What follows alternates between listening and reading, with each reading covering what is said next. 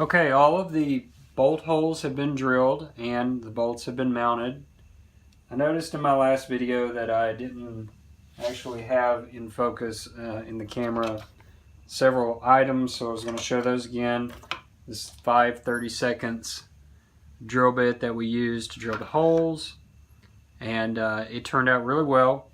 The plastic, which is actually fairly thick, it's pretty thick plastic, was able to actually bite into and grip the threads on the 3/4 inch length 832 stainless steel bolts, all of them, which almost made them hold in place by themselves. But of course I'm going to use the number 12 flat washer, stainless steel flat washer, and lock nut, an 832 lock nut. This is the difference between a number 12 and a number 8 flat washer stainless steel. That's the number 8, and it's just remarkably different, so I'm definitely going to use the larger one.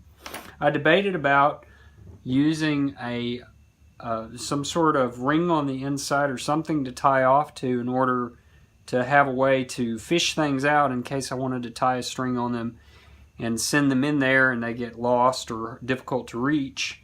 I could pull them back out, but I would need a way to attach it because obviously it can't hang out the threaded hatch cover.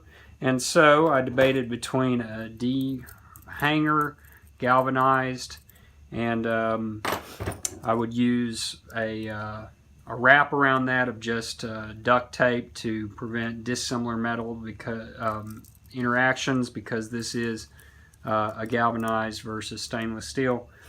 Or I even considered a little tab that I made out of a galvanized hanger, and that would work fine. Both would work. This didn't work very well because it would swing around in there and tap on the plastic, and it was very annoying. So I ended up going with a different method. This is a zip tie that allows you to actually mount the zip tie before you close the zip tie, and I use that with a small D-ring, and that's what I'm going to try. And all of these will, the socket size or the nut size is a 11/32, or also that's 11/32, but that also corresponds to 9mm.